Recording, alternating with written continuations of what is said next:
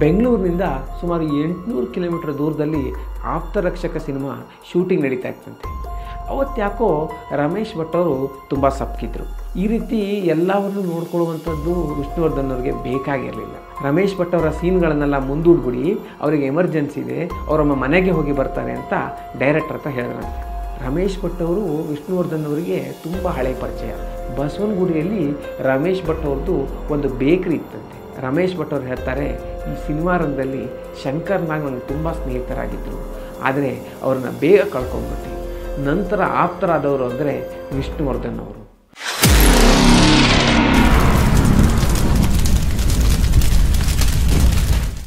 ಎಲ್ಲರಿಗೂ ನಮಸ್ಕಾರ.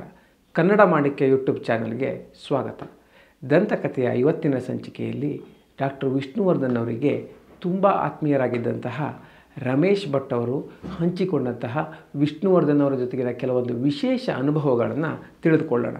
ಈ ಸಂಚಿಕೆಯಲ್ಲಿ ಹೇಳ್ತಾ ಇರುವಂತಹ ವಿಷಯಗಳನ್ನು ಸಿದ್ದಾಪುರ ಶಿವಕುಮಾರ್ ಅವರು ಬರೆದಿರುವಂತಹ ಆ ಕರ್ಣನಂತೆ ಎಂಬ ಪುಸ್ತಕದಿಂದ ಆಯ್ದುಕೊಳ್ಳಲಾಗಿದೆ. ರಮೇಶ್ ಭಟ್ ಅವರು ಹೇಳೋ ಪ್ರಕಾರ ಡಾಕ್ಟರ್ ವಿಷ್ಣುವರ್ಧನ್ ಅವರು ಶೂಟಿಂಗ್ಗೆ ಅಥವಾ ಈ ಥರ ಬೇರೆ ಕಡೆ ಟ್ರಾವೆಲ್ ಮಾಡ್ತಿರ್ಬೇಕಾದ್ರೆ ಅವರ ಕಾರಿನ ಹಿಂದಿನ ಡಿಕ್ಕಿಯಲ್ಲಿ ಯಾವಾಗಲೂ ಒಂದು ಬ್ರೀಫ್ ಕೇಸ್ ಇರ್ತಿತ್ತಂತೆ. ಆ ಬ್ರೀಫ್ ಕೇಸ್ನಲ್ಲಿ ಚಿನ್ನದ ನಾಣ್ಯಗಳು, ಶಾಲುಗಳು, ನೋಟಿನ ಕಂತೆ ಇವೆಲ್ಲ ಇರ್ತಿದ್ವಂತೆ. ದಾರಿಯಲ್ಲಿ ಯಾರಾದರೂ ಅಸಹಾಯಕರು ಅಥವಾ ತುಂಬ ವಯಸ್ಸಾದವರು ಈ ರೀತಿಯವ್ರು ಕಂಡ್ರೆ ಅವರ ಚಾಲಕ ರಾಧಾಕೃಷ್ಣ ಅವರು ಕಾರನ್ನು ಪಕ್ಕದಲ್ಲಿ ನಿಲ್ಲಿಸಲೇಬೇಕಾಗಿತ್ತಂತೆ. ನಂತರ ವಿಷ್ಣುವರ್ಧನ್ ಅವರು ಕಾರಿನಿಂದ ಇಳಿದು ಆ ರೀತಿ ಒಂದು ವ್ಯಕ್ತಿಗಳನ್ನು ಮಾತಾಡಿಸಿ ಅವರಿಗೆ ಏನು ತೊಂದರೆ ಇದೆ ಇವನ್ನೆಲ್ಲ ತಿಳಿದುಕೊಂಡು ಅವರ ಕೈಲಾದಷ್ಟು ಮಟ್ಟಿಗೆ ಆ ಒಂದು ಸಮಸ್ಯೆಗೆ ಪರಿಹಾರವನ್ನು ಒದಗಿಸ್ತಿದ್ದರಂತೆ. ನಂತರ ಅವ್ರ ಪಾಡಿಗೆ ಅವ್ರ ಕೆಲಸದಲ್ಲಿ ಅವ್ರು ಮಗ್ನಾಗ್ತಿದ್ದರಂತೆ. ಇದು ಯಾವುದು ನಡೆದೇ ಇಲ್ಲ ಅನ್ನೋ ರೀತಿ ಅವ್ರು ಇರ್ತಿದ್ರಂತೆ. ತಾನು ಈ ಟ್ರಸ್ಟ್ಗೆ ಇಷ್ಟು ಹಣ ಕೊಟ್ಟಿದ್ದೀನಿ, ಇಲ್ಲಿ ಈ ದತ್ತು ತಗೊಂಡಿದ್ದೀನಿ, ಆ ಸೇವೆ ಮಾಡಿದ್ದೀನಿ ಅಂತ ಹೇಳ್ಕೊಳ್ಳೋ ಕಾಲದಲ್ಲಿ ವಿಷ್ಣುವರ್ಧನ್ ಅವರು ಯಾವುದೇ ಒಂದು ದಾನ ಆಗಲಿ ಧರ್ಮ ಆಗಲಿ ಏನೇ ಮಾಡಿದ್ರೂ ಕೂಡ ಅದನ್ನ ಎಲ್ಲೂ ಹೇಳ್ಕೊಳ್ತಿರಲಿಲ್ಲ ಅಂತ ರಮೇಶ್ ಭಟ್ ಅವರು ಹೇಳ್ತಾರೆ. ತಾನು ಗಳಿಸ್ತಿರೋ ಹಣದಲ್ಲಿ ಒಂದಷ್ಟು ಭಾಗವನ್ನು ದಾನಕ್ಕಾಗಿಯೇ ಮೀಸಲಿಡಬೇಕು ಅನ್ನೋದು ವಿಷ್ಣುವರ್ಧನ್ ಅವರ ತತ್ವ ಆಗಿತ್ತಂತೆ.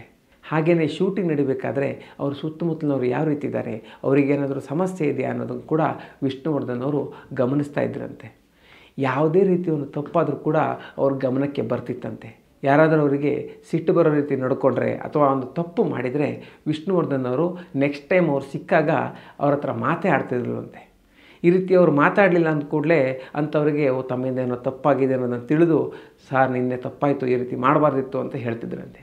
ಈ ರೀತಿ ಏನಾದರೂ ತಪ್ಪಾಗಿದ್ದರೆ ಅಥವಾ ತಮಗೊಂದು ಸಿಟ್ಟು ಬರೋ ರೀತಿ ನಡ್ಕೊಂಡಿದ್ರೆ ಅವ್ರ ಮೇಲೆ ರೇಗಾಡದೆ ಅಥವಾ ಒಂದು ಕಿರಿಚಾಡದೆ ಅವರನ್ನು ತಿದ್ದೋ ಗುಣ ವಿಷ್ಣುವರ್ಧನ್ ಅವರಲ್ಲಿ ಇತ್ತು ಅಂತ ರಮೇಶ್ ಭಟ್ ಅವರು ತುಂಬ ಭಾವುಕರಾಗಿ ನೆನಪು ಮಾಡ್ಕೊಳ್ತಾರೆ.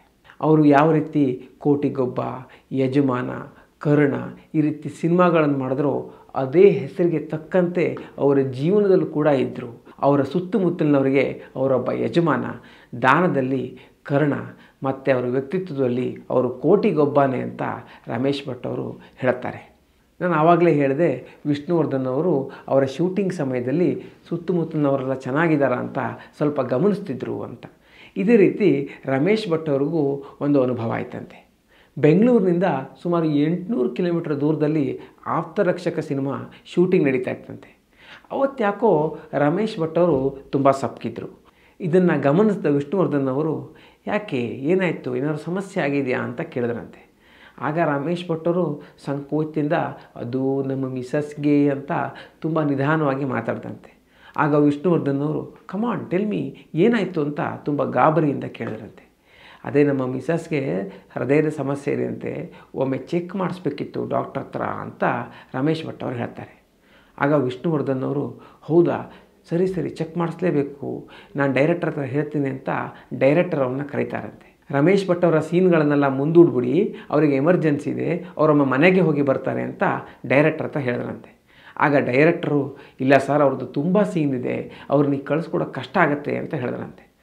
ಆದರೂ ಕೂಡ ವಿಷ್ಣುವರ್ಧನ್ ಅವರು ಪಟ್ಟು ಬಿಡದೆ ಡೈರೆಕ್ಟರ್ ಅವ್ರನ್ನ ಒಪ್ಪಿಸಿ ರಮೇಶ್ ಭಟ್ ಅವ್ರನ್ನ ಮನೆಗೆ ಕಳಿಸಿದ್ರಂತೆ. ಹಾಗೆಯೇ ಮನೆಗೆ ಹೋಗ್ತಾ, ನೋಡಿ ಈ ಡಾಕ್ಟ್ರ್ ಹತ್ರ ಮಾತಾಡಿದ್ದೀನಿ, ಇವ್ರ ಹತ್ರ ಹೋಗಿ ನೀವು ಈ ರೀತಿ ಬಂದಿದ್ದೀರಾ ಅಂತ ಹೇಳಿ ಎಲ್ಲ ಒಳ್ಳೆಯದಾಗುತ್ತೆ, ಅವ್ರ ಹತ್ರ ಚೆಕ್ ಮಾಡಿಸ್ಕೊಂಡು ಬೇಗ ಬನ್ನಿ ಅಂತ ಕಳಿಸಿದ್ರಂತೆ. ಈ ರೀತಿ ಎಲ್ಲವನ್ನು ನೋಡ್ಕೊಳ್ಳುವಂಥದ್ದು ವಿಷ್ಣುವರ್ಧನ್ ಅವ್ರಿಗೆ ಬೇಕಾಗಿರಲಿಲ್ಲ. ಅವರಂತಹ ಒಂದು ದೊಡ್ಡ ನಟ ಈ ರೀತಿ ಸುತ್ತಮುತ್ತ ಇರೋರು ಹೇಗಿದ್ದಾರೆ ಏನು, ಈ ರೀತಿ ಡಾಕ್ಟ್ರು ಹುಡ್ಕೊಡೋದು, ಅಲ್ಲಿ ಚೆಕಪ್ ಮಾಡಿಸೋಕೆ ಕೂಡ ವ್ಯವಸ್ಥೆ ಮಾಡಿಸೋದು, ಇದೆಲ್ಲ ಅವ್ರಿಗೆ ಬೇಕಾಗಿರಲಿಲ್ಲ. ಆದರೂ ತಮ್ಮ ಸುತ್ತಮುತ್ತಲಿನವರು ಯೋಗಕ್ಷೇಮ ವಿಚಾರಿಸಿ ಅವರು ಚೆನ್ನಾಗಿರಬೇಕು ಅನ್ನೋ ಆಶಯದಿಂದ ಅವರು ಯಾವುದೇ ರೀತಿ ಒಂದು ವಿಚಾರ ಮಾಡದೆ ಈ ರೀತಿ ಸಹಾಯ ಮಾಡ್ತಿದ್ರು ಅಂತ ರಮೇಶ್ ಭಟ್ ಅವರು ನೆನ್ಕೊಳ್ತಾರೆ. ರಮೇಶ್ ಭಟ್ ಅವರು ವಿಷ್ಣುವರ್ಧನ್ ಅವರಿಗೆ ತುಂಬ ಹಳೆ ಪರಿಚಯ. ಬಸವನಗುಡಿಯಲ್ಲಿ ರಮೇಶ್ ಭಟ್ ಅವ್ರದ್ದು ಒಂದು ಬೇಕ್ರಿ ಇತ್ತಂತೆ. ಅಲ್ಲಿಗೆ ವಿಷ್ಣುವರ್ಧನ್ ಅವರು ಆವಾಗವಾಗ ಬರೋರಂತೆ. ನಂತರ ಡೈರೆಕ್ಟರ್ ಭಾರ್ಗವ ಅವರು ಜೀವನ ಚಕ್ರ ಸಿನಿಮಾದಲ್ಲಿ ಇವರಿಬ್ಬರಿಗೂ ಒಟ್ಟಿಗೆ ನಟಿಸುವಂಥ ಒಂದು ಅವಕಾಶವನ್ನು ಕೊಡ್ತಾರೆ. ಜೀವನ ಚಕ್ರದಿಂದ ಆರಂಭವಾದಂತಹ ಈ ಜೋಡಿ ಆಪ್ತರಕ್ಷಕದವರೆಗೂ ನಟನೆ ಮಾಡಿತು. ಅಲ್ಲಿವರೆಗೂ ರಮೇಶ್ ಭಟ್ ಅವರು ವಿಷ್ಣುವರ್ಧನ್ ಅವರಿಗೆ ತುಂಬ ಆತ್ಮೀಯರಾಗಿದ್ದರು. ರಮೇಶ್ ಭಟ್ ಅವರು ಹೇಳ್ತಾರೆ, ಈ ಸಿನಿಮಾ ರಂಗದಲ್ಲಿ ಶಂಕರ್ನಾಗ ನನಗೆ ತುಂಬ ಸ್ನೇಹಿತರಾಗಿದ್ದರು, ಆದರೆ ಅವ್ರನ್ನ ಬೇಗ ಕಳ್ಕೊಂಬಿಟ್ಟೆ. ನಂತರ ಆಪ್ತರಾದವರು ಅಂದರೆ ವಿಷ್ಣುವರ್ಧನ್ ಅವರು. ಆದರೆ ದೇವರು ಸ್ವಲ್ಪ ಸಮಯದ ನಂತರ ಅವ್ರನ್ನೂ ಕರ್ಕೊಂಬಿಟ್ಟ. ನನಗೀಗಲೂ ಶೂಟಿಂಗ್ ಹೋದಾಗಲೆಲ್ಲ ವಿಷ್ಣುವರ್ಧನ್ ಅವರು ನೆನಪಾಗ್ತಾರೆ. ಅವರು ತುಂಬ ಶಿಸ್ತಿನ ವ್ಯಕ್ತಿಯಾಗಿದ್ದರು. ಶೂಟಿಂಗ್ ಇಂಥ ಸಮಯಕ್ಕಿದೆ ಅಂತ ಹೇಳಿದರೆ ಅದೇ ಸಮಯಕ್ಕೆ ಅವರೆಲ್ಲ ಹಾಜರಿರ್ತಿದ್ರು. ಒಂದು ಸಿನಿಮಾವನ್ನು ಒಪ್ಪಿಕೊಂಡ್ರೆ ಮತ್ತೊಂದು ಸಿನಿಮಾವನ್ನು ಆ ಸಿನಿಮಾ ಮುಗಿಸೋ ತನಕ ಮಾಡ್ತಿರಲಿಲ್ಲ. ಈ ರೀತಿ ಈ ಒಂದು ವೃತ್ತಿಯಲ್ಲಿ ಅವರು ತುಂಬ ಶಿಸ್ತಿನ ವ್ಯಕ್ತಿಯಾಗಿದ್ದರು. ಅವರಿಂದ ಕಲ್ತ್ಕೊಳ್ಳೋದು ತುಂಬ ಇದೆ. ಸಿನಿಮಾ ರಂಗದಲ್ಲಿ ಅವರ ವ್ಯಕ್ತಿತ್ವವನ್ನು ನೋಡಿ ನಾನು ತುಂಬ ಕಲ್ತಿದ್ದೇನೆ.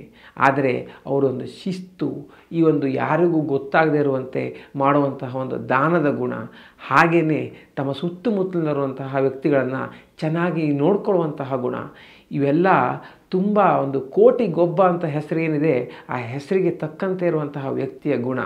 ಅವರು ಕೋಟಿಗೊಬ್ಬ ಸಿನಿಮಾದಂತೆಯೇ ಕೋಟಿಗೊಬ್ಬನೇ ಅಂತ ರಮೇಶ್ ಭಟ್ ಅವರು ತುಂಬ ಭಾವುಕರಾಗಿ ವಿಷ್ಣುವರ್ಧನ್ ಅವರ ಜೊತೆಗಿನ ಕೆಲವೊಂದು ಘಟನೆಗಳನ್ನು ನೆನೆಸ್ಕೊಳ್ತಾರೆ. ಸ್ನೇಹಿತರೆ, ನಿಮಗೆ ಈ ವಿಡಿಯೋ ಇಷ್ಟ ಆಗಿದ್ದರೆ ತಪ್ಪದೇ ಶೇರ್ ಮಾಡಿ. ಹಾಗೆಯೇ ನಮ್ಮ ಈ ದಂತಕಥೆಯ ಸಂಚಿಕೆಗಳಲ್ಲಿ ಇನ್ನಷ್ಟು ಕುತೂಹಲವಾದ ವಿಶಿಷ್ಟವಾದ ವಿಷಯಗಳು ಬರಲಿಕ್ಕಿವೆ. ಅವುಗಳನ್ನು ಮಿಸ್ ಮಾಡ್ಕೋಬಾರ್ದು ಅಂತಿದ್ದರೆ ನಮ್ಮ ಚಾನಲ್ಗೆ ತಪ್ಪದೇ ಸಬ್ಸ್ಕ್ರೈಬ್ ಮಾಡಿ. ಮುಂದಿನ ಸಂಚಿಕೆಯಲ್ಲಿ ಮತ್ತೊಮ್ಮೆ ಸಿಗೋಣ. ಅಲ್ಲಿವರೆಗೂ ನಮಸ್ಕಾರ.